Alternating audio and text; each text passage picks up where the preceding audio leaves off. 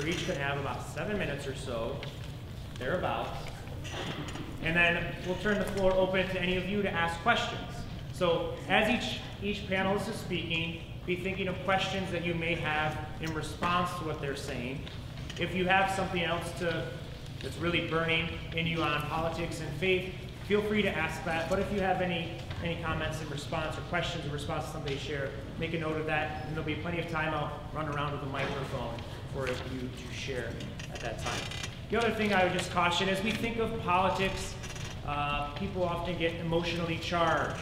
You have your passionate issues that you are principled and unwavering on, or your parties or ideals that you adhere to, and that's fine, that's all well and good, but I ask that you be open-minded, not to necessarily being swayed or going back on your principles and your ideals, but being open-minded to understand the perspective that, whether it's one of the panelists or one of the commenters from the audience, understand that perspective that someone's coming from. I'll remind you, as I did last week, the prayer of St. Francis of a desire not to be understood, but to understand. So with that, I'll turn it over to our first panelist, Dr. Tom Holsinger-Friesen. Thank you.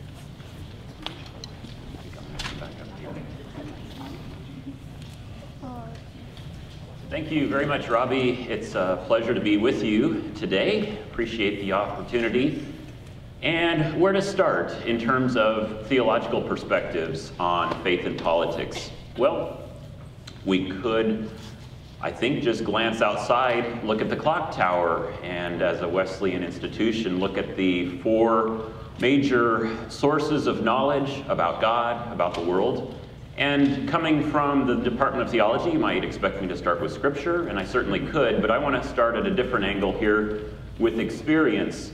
And so, what does the world see when it looks at us Christians? One particular individual, her name is Audrey. She's a 20-something from Seattle, works for a nonprofit. She calls herself an atheist, but she's open, she's seeking. She says this, that Christianity is a brand, a lobby, another political action committee, using money and power to influence things. That's scary. Well, is it possible that the Holy Spirit is at work outside the walls of Spring Arbor, outside of the world of the church? I think so, but at least I think we should take her complaint seriously and investigate it a little bit. Is there one Christian perspective on politics? I'd like to suggest that no, there are multiple options. Scripture speaks a lot about it, but proof texting may not be the best way to go. I'd like to just today talk about 2 extremes. And first off, do we merge faith and politics? Do we see them as one and the same? Here's a passage you may have heard, Romans 13:1. Let every person be subject to the governing authorities, for there is no authority except from God, and those authorities that exist have been instituted by God. And a little bit later it implies we need to fear the government sword because they're acting in the name of God. Well, this has sometimes been used to justify killing in the name of God. There's a picture of Thomas Münster, who instigated the Peasants' Revolt in Germany in 1525, and he has some colorful quotes. One is, acting in the name of God, like God commanded in the Old Testament, have no mercy on the godless, and a quote here, forward while the iron is hot, let your swords be ever warm with blood. In that respect, one option, faith and politics are merged, and Christianity seeks to use power, the world's power, to advance the kingdom of God. But then we have some tension a bit here in Jesus' words, do not fear those who kill the body but cannot kill the soul, rather fear him who can destroy both body and soul in hell. Implies some sort of separation there. And then again, John 18, Jesus answered, my kingdom is not from this world. Or how about Sermon on the Mount, love your enemies, pray for those who harass you because of your faith. This does imply that we don't simply fall into the world's pattern of the use of power to coerce. or to advance our own agenda. Now, I want to suggest here that maybe Romans 13 is not so much opposed to what we see in the words of Jesus. If we were to take the 10 verses before 13:1 and after, we see that it actually matches the Sermon on the Mount pretty well. In fact, in context, there is a reference to bless people who harass you, defeat evil with good.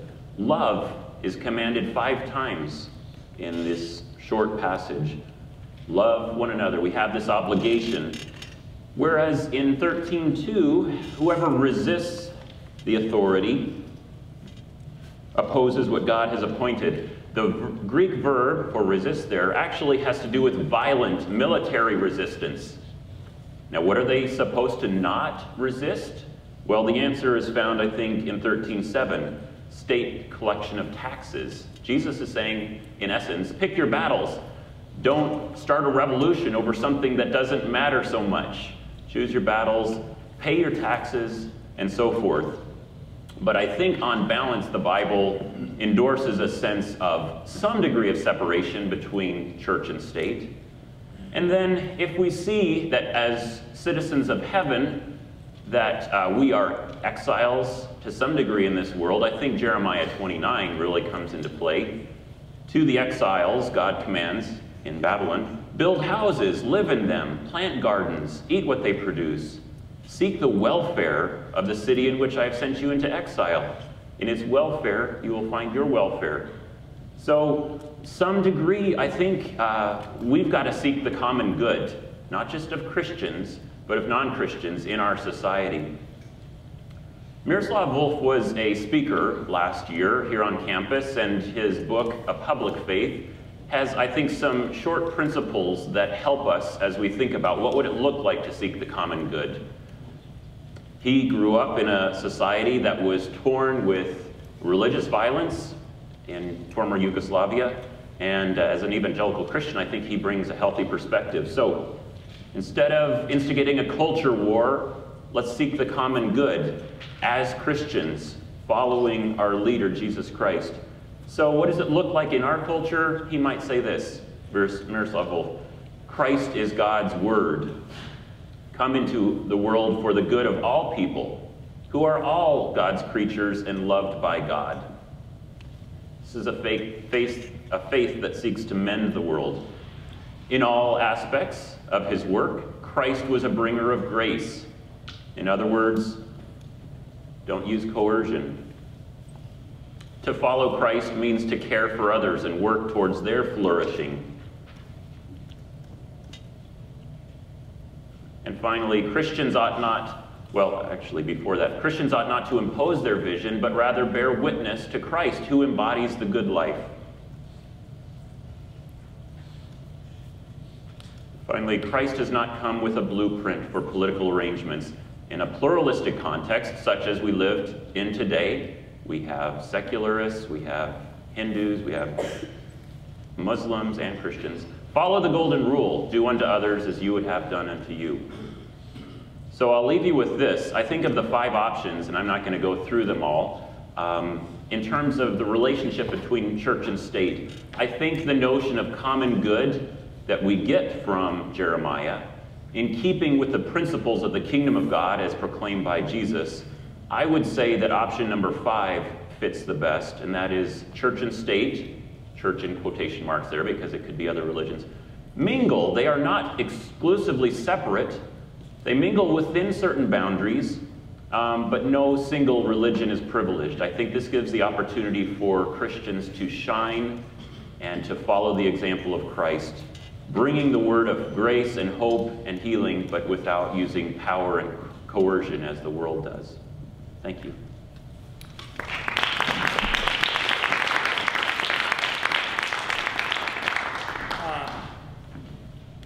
I don't know if this is on or if I need it to be on. It is now, for better or worse. Real quickly, we are trying something different, and I should have mentioned that before Tom spoke.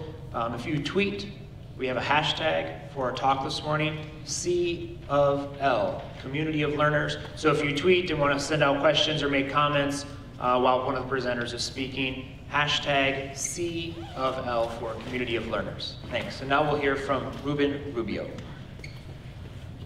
Well, I'd like to start off by just asking a question. How many of you remember a voter registration drive here at Spring Arbor, having a voter registration drive?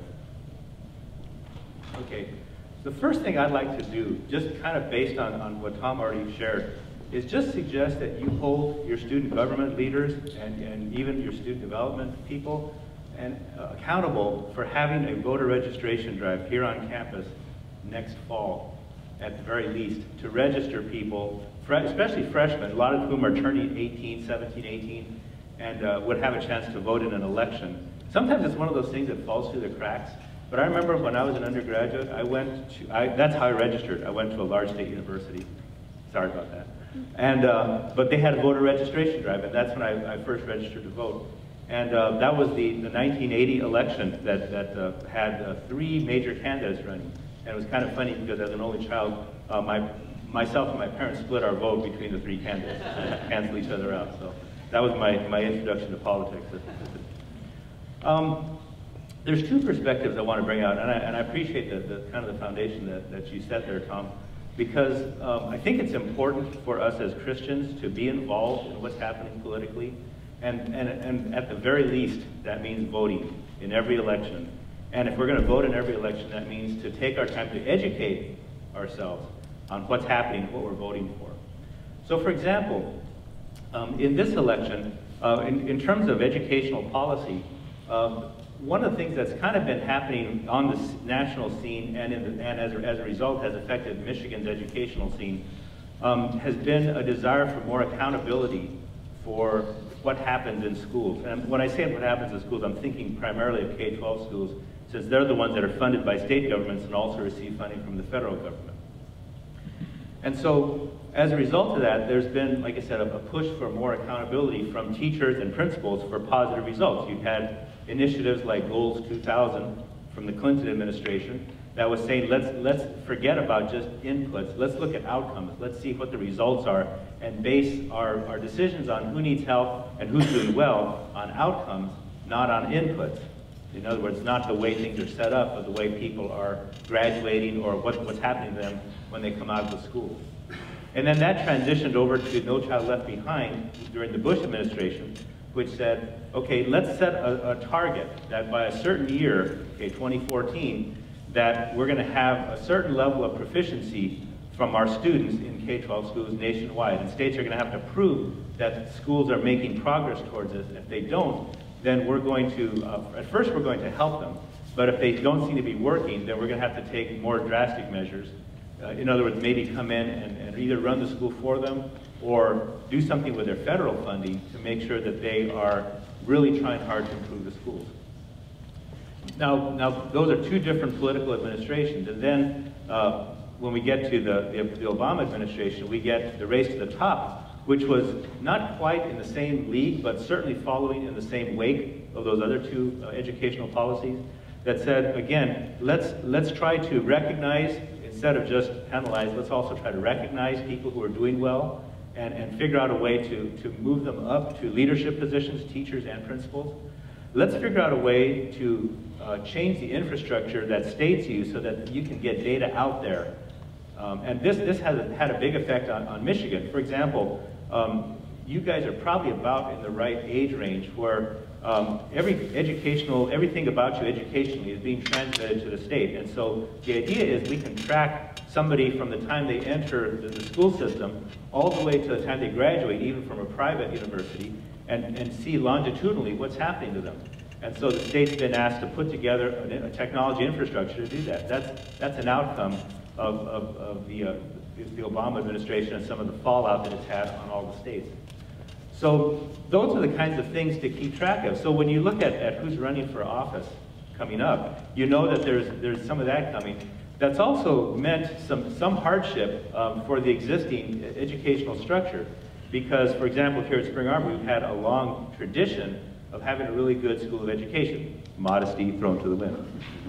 And so when you're doing something well and all of a sudden everything else gets changed, it's like, wait a minute, we were doing well under the system, don't change anything. because you're going to have to make us have to make changes too.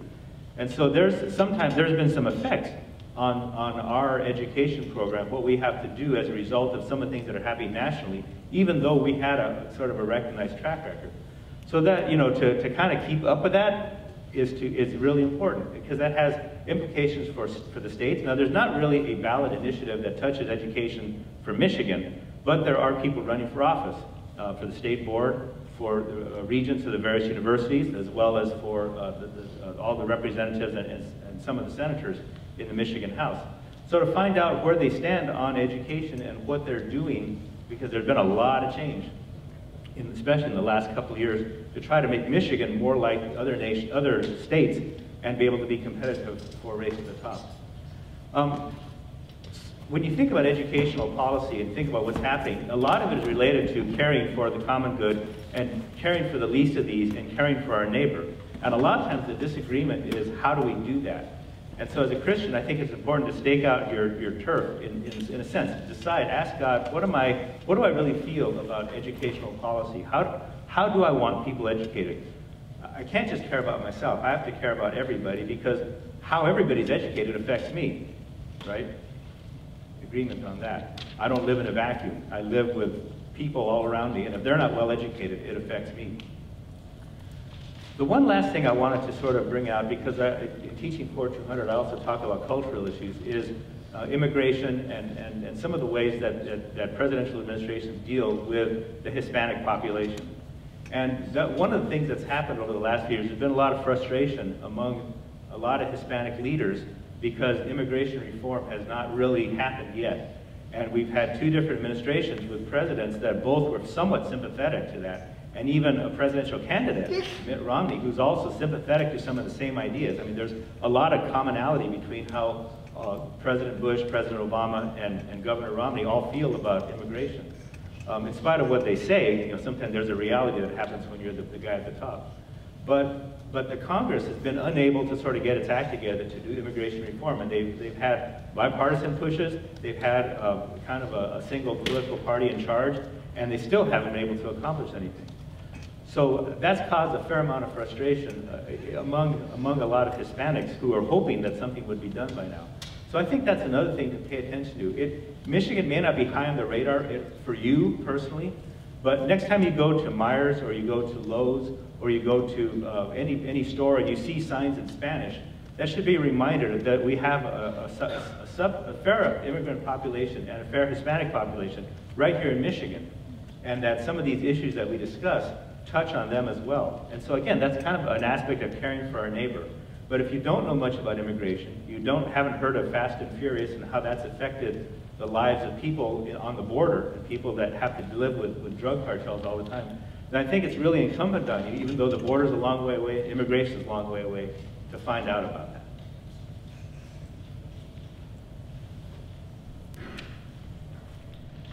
Well, good morning, everyone. My name is Robert McTire. I'm the Director of Writing in the School of Graduate and Professional Studies.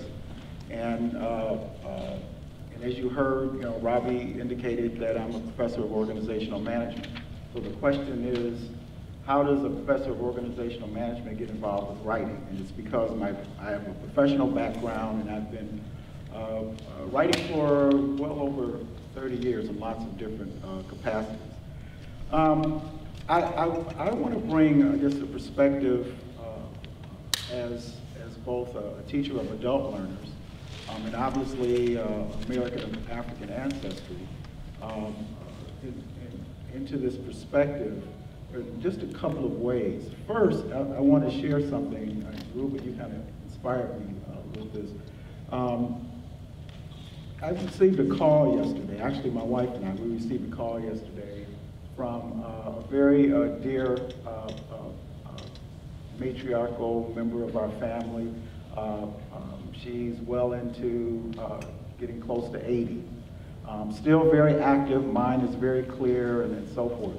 And in her conversation with my wife, at the conclusion of the conversation, she said, now I know you all are very busy, but did you do your absentee ballot? Are you all going to vote?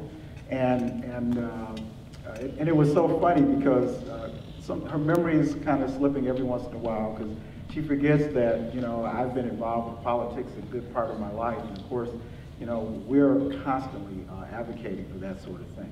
But the point here also is that not only in the senior community, but many I think elements of the African American community, there's high interest in this election. And it doesn't mean that it's necessarily that everyone is in support of President Obama, but I do think that there's a high interest, which means that, for me, that's great, because that means that, people are going to get out to vote, and that's critical to me. Two aspects I want to share real quickly in terms of my perspective about this topic. First is there's a convergence with faith and politics when it comes to me personally, because I'm very active in my church. I'm an elder and minister. I'm part of Abundant Life Christian Center in Rector Township, Michigan. And we're a non-denominational church, evangelical, very much a strong presence in the community that we're involved in. And I would say our church is pretty typical of a lot of the larger African American church populations, in that there is concern about some of the positions that President Obama has taken. Some of them are a departure from positions that the church holds to. But you know, there's also this dichotomy, because while that is true, that there's also the sense that the administration has made some inroads in some of the more urban kind of based issues. Certainly the salvaging of Detroit, you know, irrespective of your perspective on that, that would have been a complete obliteration to the economy and to, of course, African Americans. And also, I have to obviously include, you know, my role as a professor at Spring Arbor. The fact that I teach, you know, it's wonderful to be able to begin my classes with prayer and to be able to transfer my evangelical perspectives into my teaching practices. And so, you know, it's that aspect that I'm very much, I think the political part certainly moves into that when I function. But then there's the diverging part. Part of my background is my roots are in journalism. I began as a journalist, Michigan Chronicle newspaper, became editor of that paper, and I moved into politics after that. I worked in the Michigan legislature for a time. I see the value of the separation of church and state. I do see, you know, I've been in situations where I had to, you know, I was working on stories where the First Amendment was really pushed into question, and so in that sense, and even as I function in that arena, while my religious that part of me always was an influence to some extent, I always try to keep kind of an objective perspective on that. So I guess what this does, for me, it kind of builds a synthesis. I understand the political process very well. I understand it from both the political standpoint and the public policy standpoint. And I would encourage each of you to get a better understanding about that, because there's distinctive differences. One of the things that I had tracked about President Obama from the very first time I heard about this state senator in Illinois who was rising very rapidly, because I kind of got an early bead on that. I did get a sense that what he was very much was somebody who understood the public policy process while also understanding the political part. I think that's an important piece, and I think that your perspectives, as you look at this election and you continue to you know, look at issues and make your decisions, you need to try to balance that, try to understand, you know, those qualities, and then make your decisions, you know, based on the faith element, but also, you know, what is this person going to bring to the actual getting things done process. That's very important. You know, politics is fine and people can shine well you know, when you're out on the campaign circuit. But when you're in the room with another person of another party, you got to get some stuff done. You got to learn how to work together.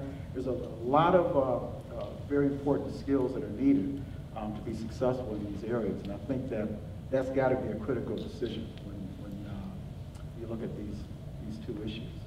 All right, thank you.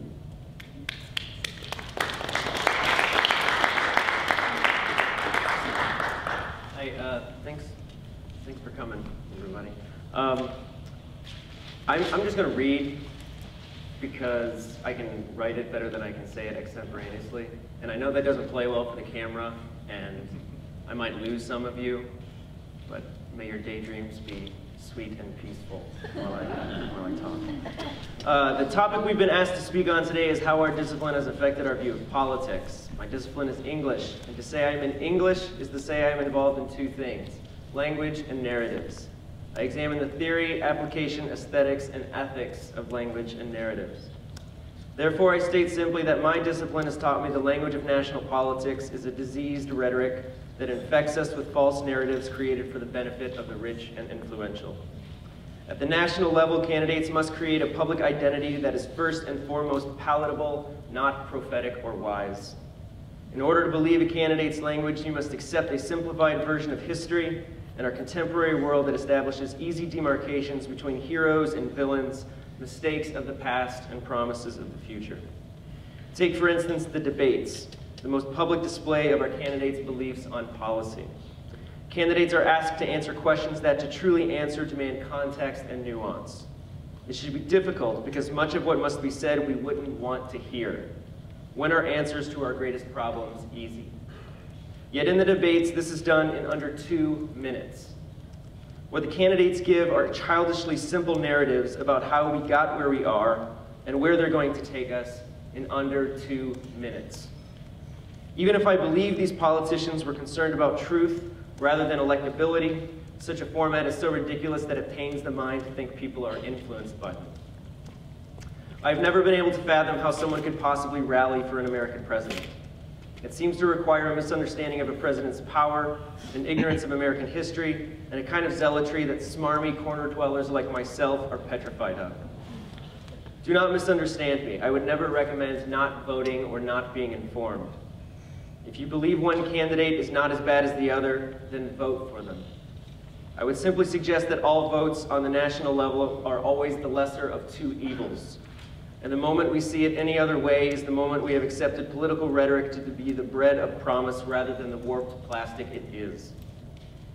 Here are 3 narratives that I believe the majority of Americans accept, 3 narratives presented by the politicians themselves that I find dubious at best. Number 1, that wealth doesn't really matter in our politicians.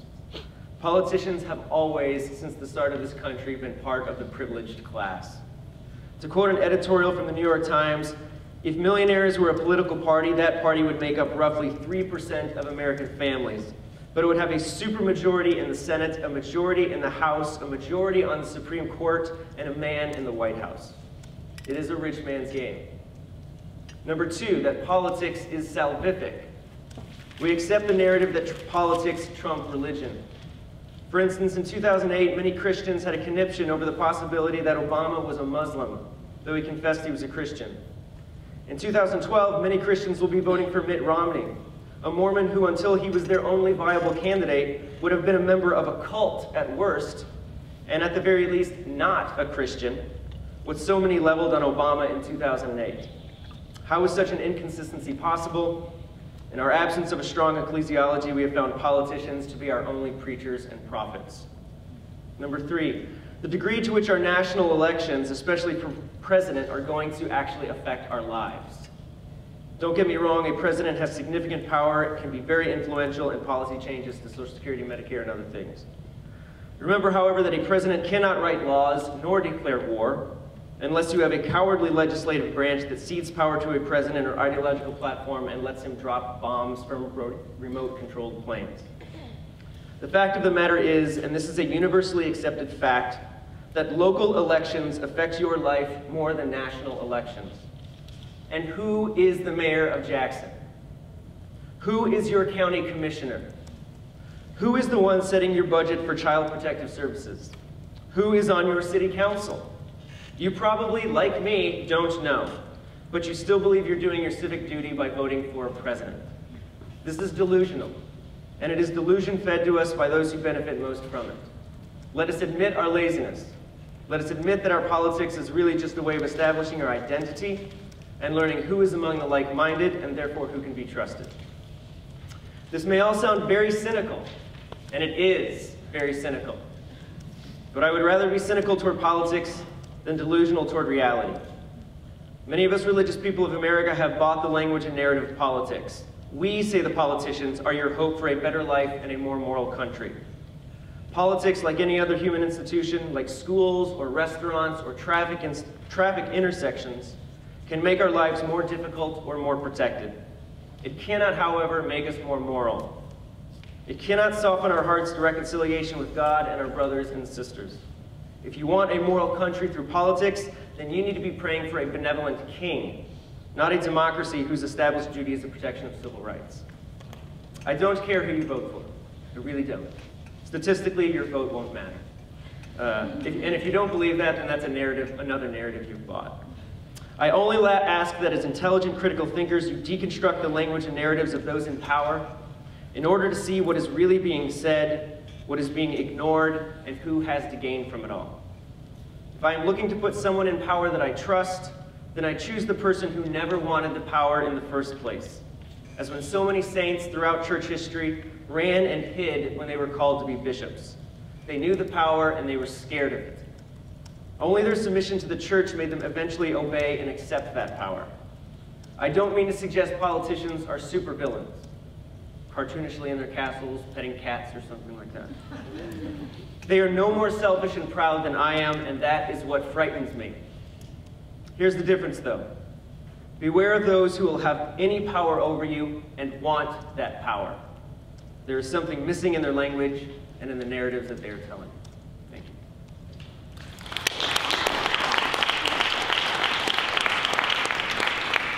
Thank you. Let's give another round of applause for all of our panelists. Thank you very much. And that was certainly a lot to chew on, so I'm sure many of you are eager, chomping at the bit to ask questions of our panelists. Please raise your hand. I'll come around with the microphone. You can direct a question at one of our panelists specifically, or just the panel in general. Okay, right here. How much should one's faith direct the course of their vote during this election?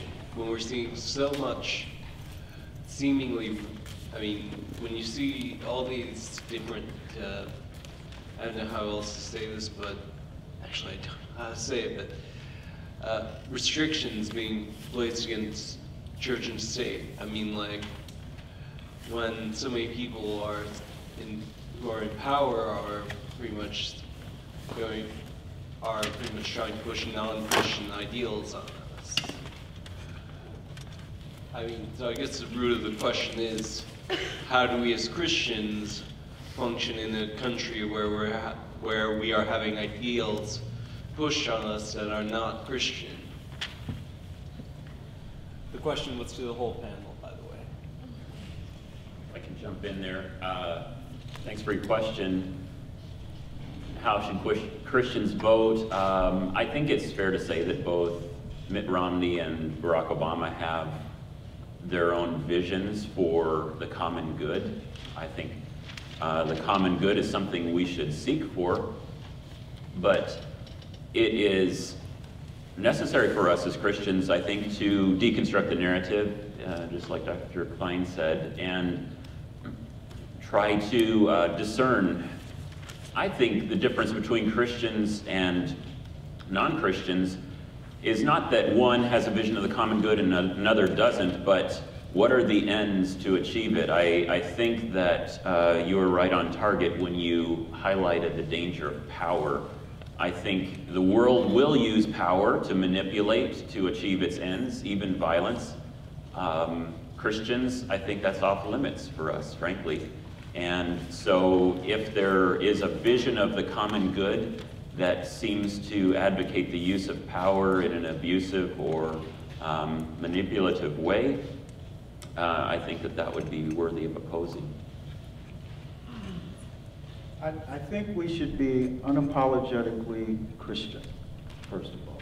I think that we're in an era now where we really need to know who we are. And I think that in knowing who we are, it's much easier, I think, to function in the political process. You know, in my experience, you know, there's many self-interest groups that do exist. And it would be easy for Christians to be placed into that category. But I think that it's critical that we recognize that we are advocating for a very significant moral direction for the country. And I don't think that, you know, we need to back away from that. I think we also need to recognize that within our faith, there's many ways to reach other groups. We do have to, I think, get better at not just communicating with other groups, but even within ourselves, between one another, between cultural groups, between, you know, ethnic groups and so forth. I think as we strengthen ourselves and really hone our identity and get much more clear in that, I think that the political piece will take care of itself. Okay, thanks. We have another question over here. Dr. Carey. Bruce really made me think about this question, but I'm directing it to Ruben. We have 6 proposals. I'm struggling personally with how I'm going to vote on all of these, but particularly I'd like you to speak to your analysis of the proposal that is related to the world of education, the collective bargaining one. Yeah, that's proposal 2, and what that's suggesting is that that we establish a right for collective bargaining for public and private employees. So this is kind of part of it came from the pushback in Wisconsin and also in Michigan and other Midwestern states when there was a kind of a move by the leadership in those states to take take collective bargaining away from public employees, the teachers. So this is sort of an attempt in Michigan to say we don't want that to just be at the whim of a governor and a legislature, because that's such a fundamental right that it should be something that should be built into the state constitution. So that's sort of the basis of proposal 2, and it kind of touches on teachers, but it also touches on anybody who either is unionized or could be unionized. And by is or could be, I'm referring both to public and private. So I think in that respect, thinking again about the common good and thinking about what you think benefits people, is it in the best interest of especially large groups of people that work jobs that don't always get the attention and the focus and the money? Is it in our best interest to sort of allow them to safeguard their livelihood by letting them organize? Is that a fundamental right? Is that something we should put in our Constitution? Or is that still an option? Is that something that, well, even though they're important, even though sometimes we're talking about people that do the basic things that we need to do to live, educate, watch after us, take care of us if we get in trouble. But that's something that should be left open-ended. So I think to me, that's the fundamental question. So as a Christian, you know, do I support that as a fundamental right or not? Would any of the other 3 of you like to respond to collective bargaining ballot proposal? You could take a pass if you do not. All right. Anyone else with a question on another ballot proposal or something one of the panelists shared? Way in the back. I'm just curious, how do we know who we can trust to find information from? Because I know there's a lot of two-sided arguments where you hear not necessarily complete truth. How do you know who to trust, essentially, for advice and stuff like this with just the direct political issues?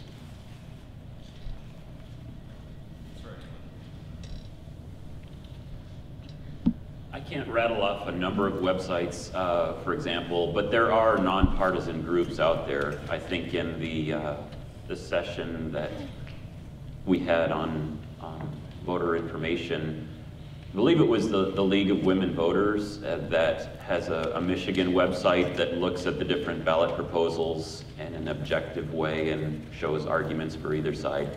That's just one example. You know, I think it's helpful to see, even for example, to step outside of our American perspective and even see what people in overseas lands think about some of the issues we're dealing with, and take that into account, or at least note it. I think the BBC has been a pretty solid source for world news. But I think your question is a tough one to answer. It's going to take a lot of searching and discerning. I guess at the very least, I would say don't use just one source to get your information from. Look at various sources, some that claim to be nonpartisan. Look at the partisan ones on either side. The truth is very often in the middle. Yeah, factcheck.org is one, PolitiFact, I think .org is another, if you wanted the actual political stuff. But I think like at the core of your question, there's sort of this, there's probably people in your life that you trust, I'm sure, right? You would probably, like, within your faith, say there's certain people that I trust in these things. But that also suggests that you can't trust those people in terms of politics. Otherwise, you would just be going to those people. You sort of admit that these people that you trust in matters of faith, when you then turn to politics, they suddenly become unreliable. And I think, like, epistemologically, that's really bizarre. I mean, I'm completely in the same position as you, of you know, especially with the proposals, when it's on a state level and all you get is one ad versus another, and you know it's an ad, they're selling you something. Who am I supposed to trust? But I think this is where we should be sort of interrogating what politics actually is in the first place, and how it sort of fits in with the rest of our lives, that we don't have trouble trusting people in other areas of our lives. We know who we can trust and we know who we can't, but suddenly when we get into the area of politics, we don't know. And this tells us something about our laziness.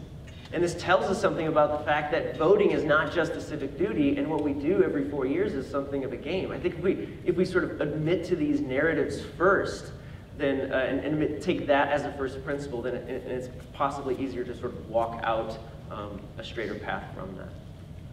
There are two things I wanted to suggest that you can do. First, I really think that the news media is doing across the board, whether it's Fox or CNN or everything in between, they have really made a point of always having a segment that deals with fact checking. You know, just really, whenever there's a speech or what have you. And I think they really try to be as objective as possible, you know, when there's a candidate that makes a statement, and then they kind of really deconstruct that statement. And also the newspapers have been very good about that. So USA Today is one that comes to mind. But the part B to this, you know, here in Michigan, it's critical that you know, especially you all, you learn more about how Lansing works. There are two publications, well, two media pieces that I want to share with you. One of those is known as the Gongwer, Gongwer. It's a publication that comes out every day in Lansing, and it talks about the news things that take place and issues that are in depth. And of course, they do have a website. I would certainly encourage you to explore that. They always address the issues, whether they're, you know, ballot issues or what have you, in an in-depth way. The other is a show that's been on many years, and it's on most of the public stations, and that's Off the Record. The host is Tim Skupik. He's a longtime Lansing journalist, and he also is on the radio. But he is someone who holds, he's completely, you know, nonpartisan. He holds people's feet to the fire, and when they're interviewed, you really get a lot of insight into that, into the issues. So, you know, those would be my suggestions. There's like this world underneath of information that you do have to go after to find the information, but it's out there. It definitely is out there. Very good question. Glad you asked that. I want to chime in too, Robbie. And that is, I think, and maybe this to get back to the first question a little too, maybe to pick the 4 or 5 things that, maybe the top 4 or 5 things you really care about and follow those all the time. Because you can't establish trust from somebody just by seeing them every couple of years or every 4 years. It's when you see what's happening, what are they doing all the time, that you know if you can trust them or not. So if you pick those issues and, you know, not try to do everything, but just the 4 or 5 that matter, or the 2 or 3 that matter the most. Follow what's happening in Michigan, cross-reference, you know, against different sources, but just keep informed on those things. Then when voting time comes, you don't really have surprises. You kind of know, okay, I kind of know what to expect from these people, from their track record. I just say, just sorry, I know it's not my turn, but sometimes it's good to be cynical. Sometimes we've got to be wise as serpents as well as innocent as doves. When you're looking at sources and sorting through, try to find out who's paying the bills. I mean, money makes the world go around in this kingdom of the world. And so often that will give you some insight into the motivation behind a particular ballot initiative or candidate, who's paying the bills for the commercials or whatever. Thanks, and if I can add to that, if you're not sure who to vote for and need someone to trust, please see me afterwards. I'll be happy to direct your voting for you. I'm going to ask one of the questions that we got on Twitter from Meryl Beth 12. She asked, if voting with the minorities, keeping the minorities in mind, does that mean we should vote with other religions' rights in mind as well? So voting with minorities in mind, should we vote with other religions' rights in mind as well? Directed at whoever cares to respond. Well, I'll take a first crack at it. I think that's true. I think it sort of depends on what's important to you. The difference is that a lot of times people choose, or in some sense choose the religion they follow, and they sort of get what they, you know, however treatment they get is what they've chosen as well. Whereas somebody who's from a minority group is born into that minority group, and they sort of inherit, for the better or worse, all the feelings, the stereotypes, the ambitions, the suspicions, and everything else associated with that minority group. So to me, that gives that plus the fact, I'll be honest, I'll be somebody who's Hispanic. It makes me want to follow what's going on with Latinos also, and makes me sensitive to others who are also people who are minorities. But it's really kind of what matters the most to you. And if treatment of religion matters the most to you, then that should be something that decides your vote. No, please. Well, I would just add that you definitely need to follow, I think, what you're rooted in. Certainly your cultural or ethnic background should be significant. But I think as we evolve as human beings, I think it's very important to follow, and of course if we're Christians, I think we really do need to follow the spiritual center of that which drives us. I strongly believe in the Holy Spirit, and I believe that as a Christian, we need to follow in our decision making in our day-to-day life through that guidance. So ergo, that would be a logical step, I think, to also deal with our political decisions as well. So to that extent, I think a bridge can be built between the two. I just answer in response to the question and say, absolutely yes, we should be concerned about the religious rights of minorities. I'll just go on record and say I think it's thoroughly disgusting what a small percentage of Christians, I don't think it's that big, have done in regards to Muslims. You think about Terry Jones and burning the Quran, or coming up to Dearborn and screaming and basically arguing we're a Christian nation. There's no place for the worship of Allah and so forth. Jesus says they'll know us, they'll know we are Christians by our love, and I'm a firm believer that God is at work in the world by the Holy Spirit. God is the one who changes hearts. I don't think many people are bullied into the kingdom by having a preacher wave a Bible in their face and condemning them. I think the more winsome way is the way of Christ, which is love not only our neighbor, but our enemy. Some people see Muslims as their enemy. I don't, but if people do, then that's all the more reason to love them and stand up for them side by side. Doesn't mean we compromise our theological beliefs, but it means that we see them as human beings, just like Jesus saw the outsider as a human being. All right, I've got time for one final question. This is kind of a twofold question. The first part is... We've got time for one fold. Okay, yeah, well... Make it quick, make it quick. I'll just do the first one then. We keep hearing all the time we need to be informed, we need to know our stuff, but I mean, I hear the same message from every single avenue of my life. My teachers tell me I need to spend more time on their classes. My music teacher tells me I need to spend more time in practice. I feel like I need to spend more time with the guys on my floor because I'm an RA. I feel like I need to spend more time practicing because I'm a chapel band. I feel like I need to spend more time doing all these things. Everything is grabbing for my time. There's only 24 hours of it. And realistically in a day, if I want to be healthy and get enough sleep, there's really like only 15 or so, you know? And I'm wondering where this time comes from. To be, I feel like when we come to things like this, I need to be engaged in a significant way in faith and in politics. And that's really great as an ideal. Woo-hoo, I'm real for it. But I just don't understand practically where the time to be as informed and as critical a thinker as I would like to be comes from. Got time for about two of you to respond briefly. Well, for what it's worth, as you get older, you get sometimes a little more efficient, up to a point, then at some point you get senile. But before that happens, you get a little more efficient at doing, sort of integrating things into your life. So you're kind of at a stage where you're building a lot of stuff right now, and the building stage is the hard stage. If you just keep at it though, and sometimes you might have to make a sacrifice on something, and you know you're making that sacrifice, and that might mean you might not do as well, and voting is one of those things, and keeping up with issues.